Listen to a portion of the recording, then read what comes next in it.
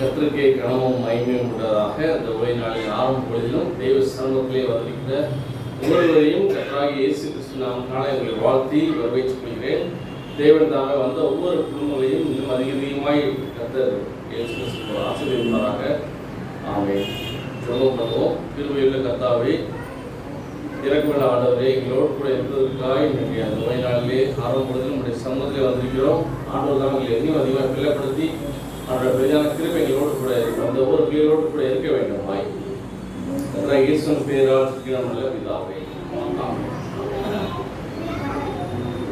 இந்த நாளிலே எலிசா தீர்க்கதரிசியை குறித்து நம்ம ஒரு சில காரியங்களை நம்ம எலிசா தீர்க்கதரிசியின் மூலமாக அவருடைய வாழ்க்கையை, அவர் ஊழிய பாதையை அவர் எப்படியாக ஊழியம் செய்தார், அவர் ஊழிய பாதையை அவருடைய என்னென்ன பிரச்சனைகள் வந்து எல்லாவற்றையும் பற்றி நம்ம ஒரு சில காரியங்களை அவர் எலிசாவின் மூலமாக தேவன் எவ்வளவு நல்ல காரியங்கள், நன்மையான காரியங்களை செய்தார், ஆசீர்வாதங்களை கொடுத்தார், அற்புதங்களை அவர் மூலமாக செய்தார் என்ற சம்பவங்களை இந்த சம்பவத்தின் மூலமாக நம்ம பார்ப்போம். எலிசா என்று பார்க்கும்போது அவர் சமாதானத்தின் ஒரு தீர்க்கதரிசி என்று சொல்வார்கள். அவர்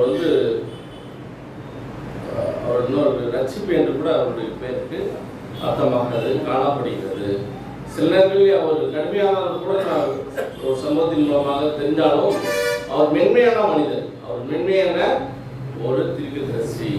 எப்படி அவர் கடினமானவர் என்று பார்க்கும்பொழுது 2 ராஜாக்களிலே 2ஆம் அதிகாரத்திலே 23வது வசனமும் 24வது வசனத்தை படிக்கும் பொழுது அவர் அந்த வாலிபர்கள் மத்தியிலே, அந்த பிள்ளைகள் மத்தியிலே அவர் எப்படியாக நடந்து கொண்டார் என்று பார்க்கும்பொழுது 2 ராஜாக்கள் 2ஆம் அதிகாரம் 23வது வசனம் 24வது வசனம். அவன் நம்மிடத்தை விட்டு பெத்தேலுக்கு போனான்.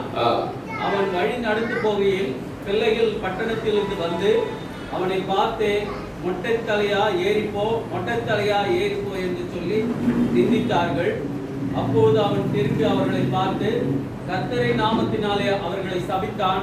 உடனே காட்டிலிருந்து 2 கரடிகள் புறப்பட்டு வந்து அவர்களில் 42 பிள்ளைகளை தீறி கொண்டது.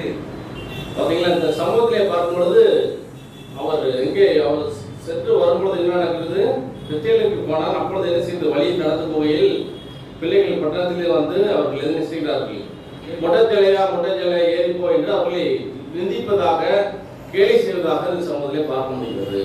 ஆனால் அதே எலிசா 50 வருடம் அதே பட்டணத்திலே அவர் போய்கொண்டும் வந்து கொண்டு தான் இருந்தார். எலிஜபெத் அம்மா தான் சொல்றாங்க, 50 வருடம் அதே பெத்தேல் அந்த பட்டணத்திலே அவர் போக்குவரக்குமாக தான் இருந்தார். ஆனால் ஒருவருமே அவர் யாருமே நிந்திக்கவில்லை. அவரை ஒரு நாளும் யாருமே பரிகாசம் செய்ததில்லை என்று அவங்க அந்த அம்மையார் எழுதுகிறார்கள். அவரை அந்த கீழ்பக்கினாலே ஒரு நாளும் அவரை யாருமே கேலி பண்ணவில்லை, கிண்டலும் பண்ணவில்லை. ஆனால் இந்த முட்டையிலிருந்து வரும் பொழுது அந்த பிள்ளைகள் என்ன செய்கிறார்கள், முட்டையில ஏறிப்போ என்று சொல்லும் பொழுது அவர் கர்த்தர் நாமத்தினாலே சபிக்கிறார். உடனே காட்டிலிருந்து 2 கரடிகள் அந்த பிள்ளைகள் எல்லாம் பேரிப்பட்டது என்று பார்க்கணும். இரண்டாவது பார்க்கும்போது இவர் ரொம்ப கடினமானவரா என்று பார்க்கும்போது அவர் கடினமானவர் அல்ல, அவர் மென்மையானவர் தான், அவர் அன்பு மிக்கவர். அப்படிதான் அந்த எலிஜபெத் அம்மா சொல்கிறார்.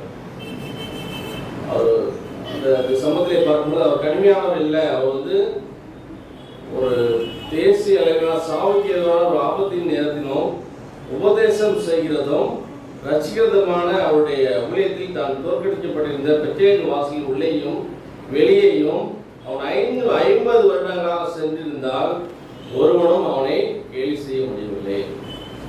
இவனுக்கு உண்மையான பயபக்தியை காட்டுவதற்கு போதிக்கப்பட வேண்டும். அவருடைய நாமம் ஒருபோதும் சிந்தனையற்ற விதமாக, எண்ணற்ற விதமாக, லேசான விதமாக பேசப்படக்கூடாது என்று பார்க்கும்போது அவர் நாமத்தை வீட்டிலே வளர்ந்ததுக்காக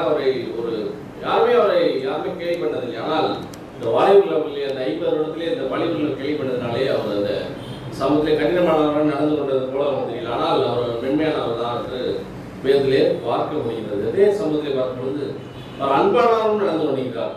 அன்பானவர் எப்படி நடந்து கொண்டிருக்கிறார்? 2 ராஜாக்களிலே 4ஆம் அதிகாரத்திலே 1 - 6 வரை உள்ள சம்பவத்திலே பார்க்கும்போது தீர்க்கதரிசியுடைய புத்திரரில் ஒருவருக்கு மனைவியாக இருந்த ஒரு மனைவியானவள் ஒரு ஸ்திரீ எலிசாவை பார்த்து, உமது அடியானாகிய என் புருஷன் இறந்து போனான். உமது அடியான் கர்த்தருக்கு பயந்து நடந்தா என்பதை அறிவி. கடன் கொடுத்தவன் இப்பொழுது என் 2 குமாரரை தனக்கு அடிமை கொள்ள வந்தான் என்றால், எலிசா அவளை நோக்கி, நான் உனக்கு என்ன செய்ய வேண்டும்? வீட்டில் உன்னிடத்தில் எண்ணெய் இருக்கிறது சொல் என்றார்.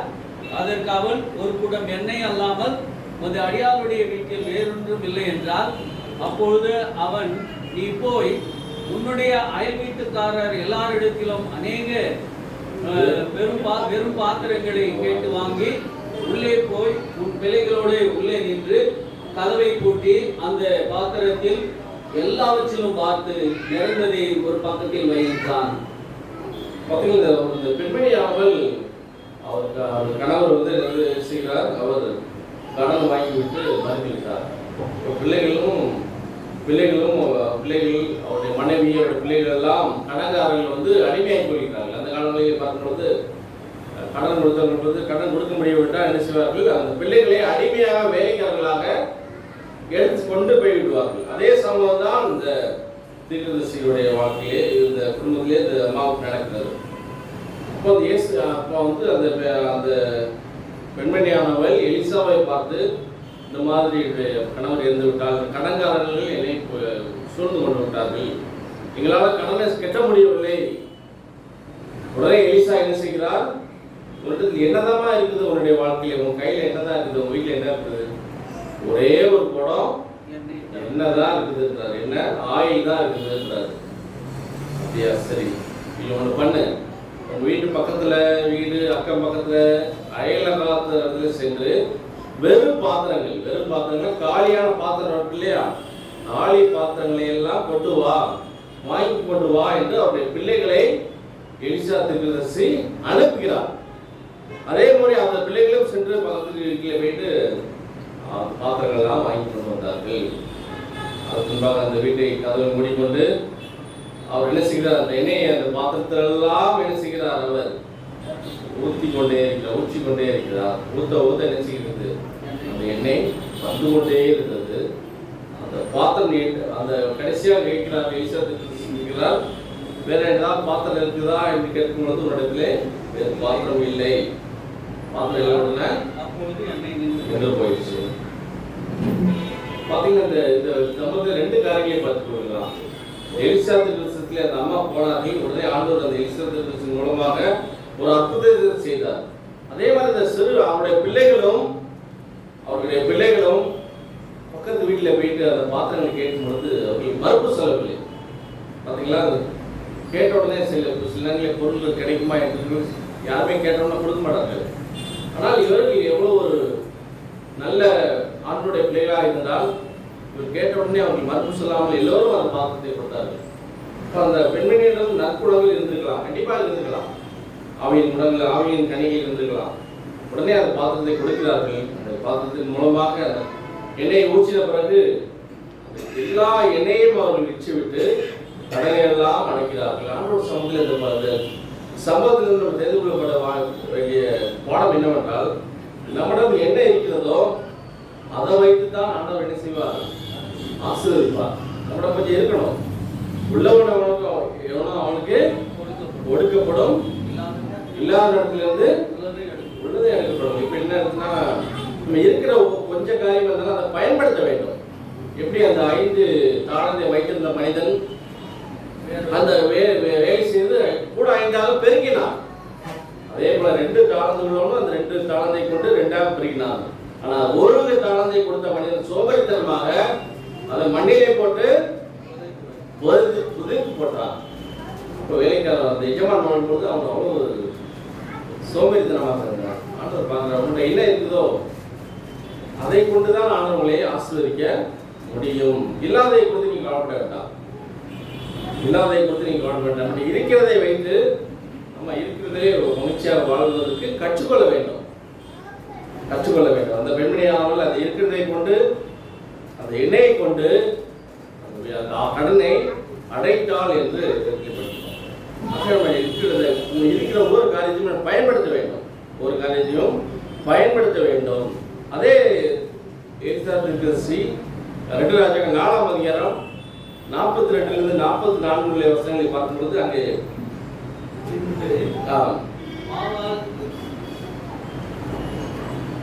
பின்பு பாகால்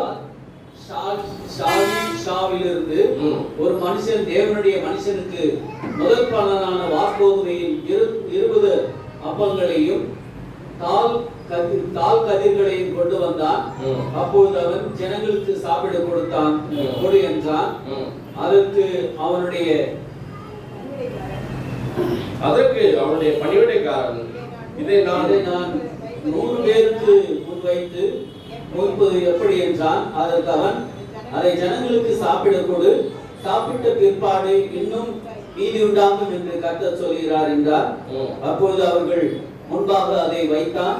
கர்த்தருடைய வார்த்தையின்படியே அவர்கள் சாப்பிட்ட மஞ்சி மீதியும் இருந்தது. இப்போ பாகால் சாலிசாவிலிருந்து ஒரு மனுஷன் என்ன செய்கிறான்? 20 அப்பங்களை கொண்டு வருகிறான். வார்கோதுமை அப்பங்களை கொண்டு வருகிறான். யார் கொண்டு வரா? எலிசா தீர்க்கதரிசிக்கு தான் இந்த 20 அப்பங்களையும் தாள் காதுகளை கொண்டு வருகிறான். ஆனால் அவர் என்ன செய்கிறார் பார்த்தீங்களா? அந்த அப்பத்தையும் அந்த கதிர் தாள்களையும் என்ன செய்கிறார்? இங்க 100 பேர் இருக்காங்களே, 100 பேர் கொடுத்துருக்கேன்னு சொல்றாரு. அப்ப எத்தனை அப்பம் தான்? 20 அப்பம் தான். ஆனா இருக்குது எத்தனை பேரு? 100 பேர். அப்போ பணிவிடைக்காரருக்கு எல்லாம் கொடுத்துருக்கேன்றாரு. அவர் போய் கொடுக்குறாங்க. அவர் என்ன சொல்றாரு? கொடுக்கும் பொழுதே என்ன சொல்கிறார்? இது கண்டிப்பாக மீதியாகும், கண்டிப்பாக மீதியாகும் என்று சொன்னாங்க. அதே மாதிரி மீதியானது. இந்த வேலைக்காரனும் பணிவிடைக்காரனும் ஒரு கேள்வி கேட்காமல் அதை அப்படியே அவர் எல்லாருக்கும் கொடுக்கிறார்கள். இப்போ இருக்கிறதை கொண்டு ஆண்டவர் என்ன செய்கிறார்?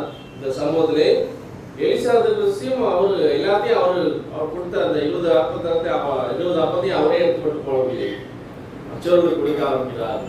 கொடுக்க ஆரம்பிக்கும் பொழுது என்ன நடக்கிறது? இங்கே மீதியானது கொடுக்கிற ஒரு சம்பவத்தை கொடுக்கிற ஒரு பழக்கம் எலிசாவுக்கு இருந்தது. அதே போல வேதத்திலே பார்க்கும்பொழுது லூக்கா 9ஆம் அதிகாரத்திலே இங்கே இதே வார்கோதுமை அப்பத்தை கொண்டுதான் இயேசு கிறிஸ்து செய்தார். என்ன செய்கிற? 5 அப்பத்தையும் 2 மீன்களையும் கொண்டு 5000 பேர்களுக்கு கர்த்தர் போஷிப்பதாக வேதத்திலே பார்க்க முடியும். அப்போ நம்ம நம்மகிட்ட இருக்கிற ஒவ்வொரு காரியங்களையும் செய்யணும், கொடுக்க வேண்டும். செய்ய வேண்டும், கொடுக்க வேண்டும். அந்த கொடுத்தது யாரு?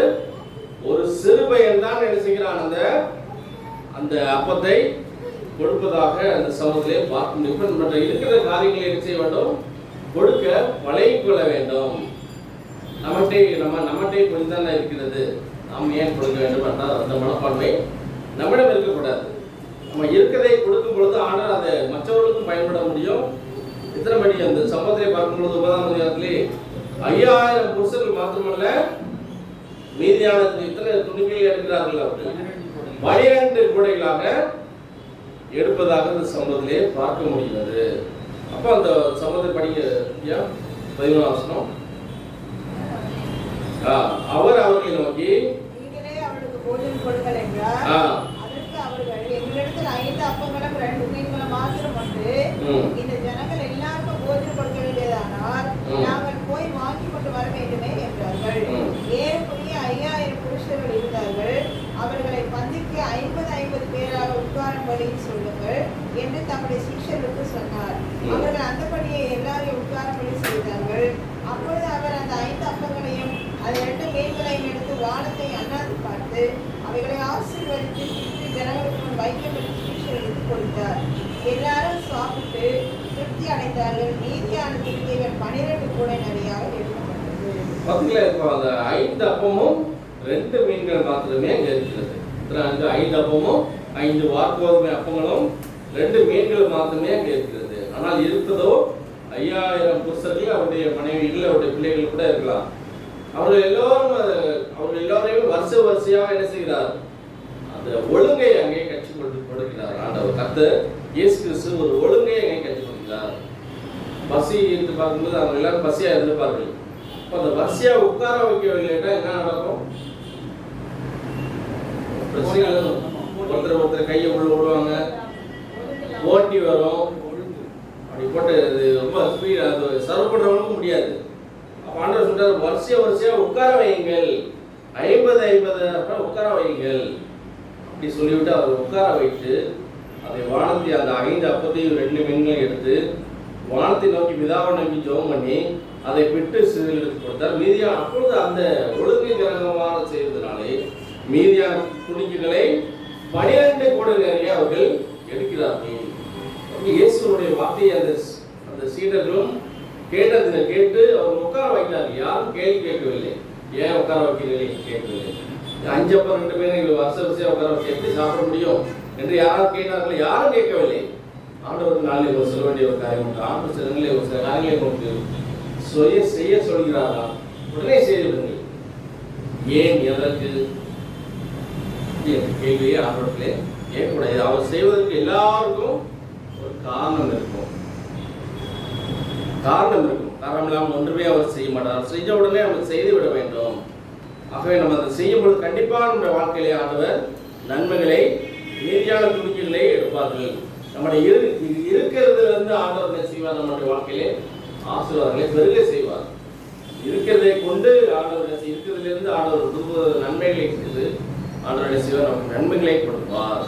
2 ராஜாக்கள் 4ஆம் அதிகாரம் 2 ராஜாக்கள் மறுபடியும் பழைய பாடுவாங்க.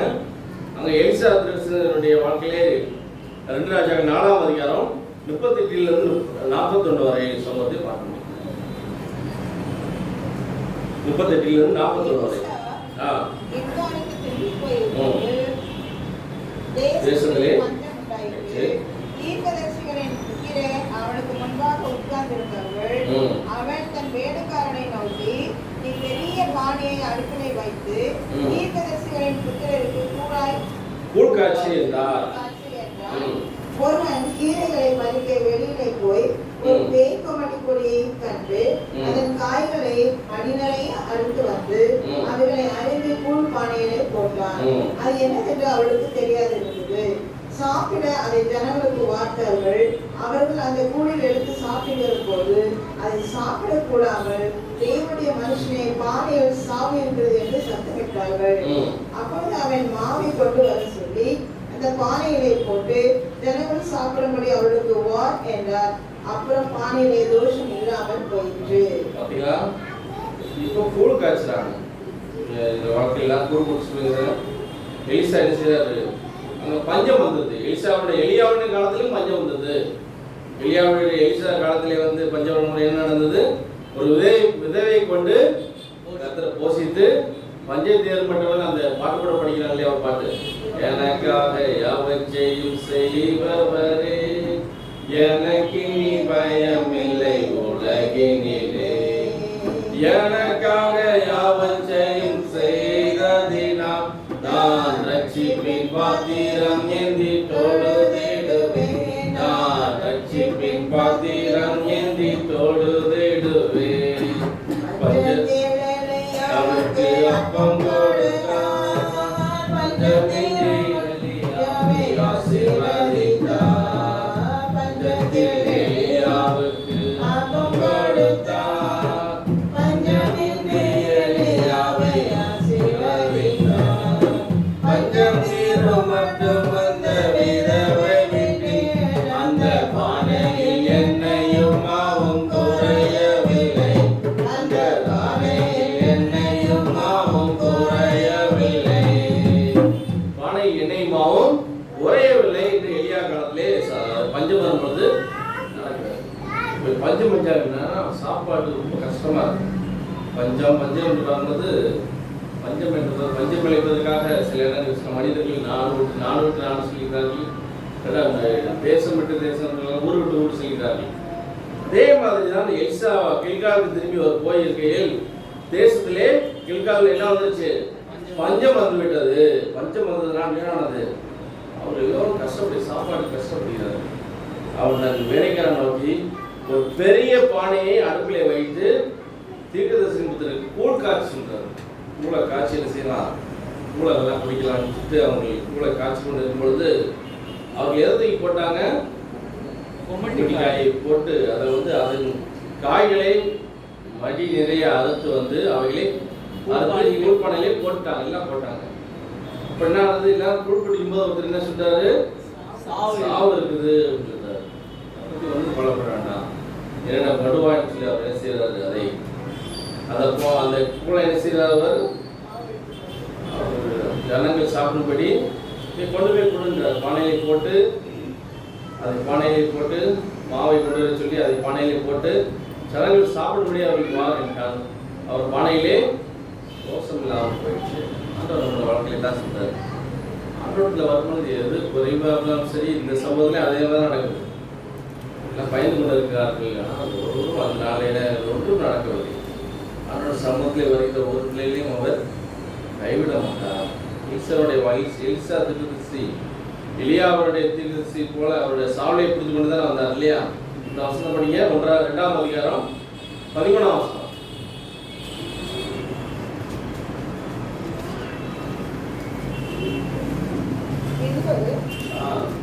அவன் எலியாவின் மேலிருந்து கீழே விழுந்த சால்வையை எடுத்து திரும்பி போய் யோர்தானின் கரையிலே நின்று எலியாவின் மேலிருந்து கீழே விழுந்த சால்வையை பிடித்து எலியாவின் தேவனாகிய கர்த்தர் எங்கே என்று சொல்லி தண்ணீரை அடித்தான். தண்ணீரை அடித்த உடனே அது இரு பக்கமாக பிரிந்ததினால் எலிசா இக்கரைப்பட்டான். எப்படியாக அவர் என்ன செய்யறாரு? எலியாவுடைய சாலையை தான் என்ன செய்கிறார்? தான் கரையை கலக்கார். ஆண்டவர் சமுதாயத்தை வந்து இதை வைத்து நம்ம வாழ்க்கையில கரையை கிடங்கள் யார் வேணும்? கர்த்தர் வேணும். வேதம் என்ற சாலை நம்முடைய வாழ்க்கையில் வேணும். வேதம் தான் நம்முடைய வாழ்க்கையை மாற்றக்கூடியது. அந்த சம்பவமானது எலிசாவுடைய வாழ்க்கையிலே என்ன செய்கிறார்? அவர் தப்பிக்கிறார். ஆண்டவர் அவர் கூட என்ன செய்கிறார்? அவரை பாதுகாத்து கொள்கிறார். ஆகவே நாளிலே எலிசா தீர்க்கதரிசி ஆண்டவர் எப்படியாக அவர் வாழ்க்கையிலே நன்மைகளை செய்கிறார், மற்றவர்களுக்கு அதை கடிந்தும் கொண்டார். அதே போல நம்முடைய வாழ்க்கையிலே எலிசா தீர்க்கதரிசி கூட இருந்த ஆண்டவர் நம்ம கூட இருக்கிறார். அவர்களால் அதிசயங்கள் நேராக பார்த்தார்கள் செய்கிறார்கள். இந்த காலத்திலேயே அதிசயங்கள் நம்மளால் செய்ய முடியவில்லை. விசுவாசம் இருக்கிறது. இந்த அதிசயம் நடந்து கொண்டு தான் இருக்கிறது. நம்முடைய வாழ்க்கையே ஒரு அதிசயம்தான். நம்முடைய வாழ்க்கையே அன்னதினமும் அதிசயம் தான். நம்முடைய வாழ்க்கையில் காலையிலிருந்து சாயங்காலம் வரைக்கும் அதிசயங்களை செய்து கொண்டே தான் இருக்கிறார். நம்ம செய்கிறதெல்லாம் என்ன பிரச்சனை என்று பார்ப்பொழுது அதிசயங்களை செய்யதை மறந்துவிட்டு நம்ம குறைகளையே சொல்லிக் கொண்டு இருக்கிறோம். ஆண்டவர் எனக்கு இதை செய்யவில்லை, அது செய்யவில்லை, எல்லாமே செய்து கொண்டு தான் இருக்கிறோம். நம்ம தான் ஆண்டவர் சில நேரங்களே மறந்து விடுகிறோம். அவர் சமூகத்தில் வருவதற்கு நம்ம மறந்து விடுகிறோம். ஆனால் அவர் செய்ய வேண்டிய காரியங்களை செய்து கொண்டு தான் இருக்கிறார். 3 நேரம் என்ன செய்யறாங்க? ஒவ்வொரு நேரமும் பாதுகாத்து கொண்டு தான் இருக்கிறார். நாம் அவரை மறந்துவிட்டு அவரை மறந்துவிட்டு என்று சொல்வது நியாயம் இல்லை. நியாயம் இல்லை. நாம் தான் ஆண்டவர் சிலங்களே மறக்க நம்முடைய வேலை பழவி நிமித்தமாக ஆண்டவரை தொழுது கொள்ளாமல் இருக்கிறோம். இப்போ நம்ம இந்த நாட்களில் இன்னும் அதிகமாக ஆண்டவரை பிடித்துக் கொள்ள வேண்டும். இயேசுவை பிடித்துக் கொள்ள வேண்டும். பிடித்துக் கொள்ள போதுமானமே நம்முடைய வாழ்க்கையிலே உயர்வு இருக்கிறது. நாளைய நேரத்தில் நமக்கு என்ன இருக்கிறது? ஆராதனையானது இருக்கிறது. ஆண்டவர் தான் எங்களோடு கூட இருப்பார்கள். ஆமென்.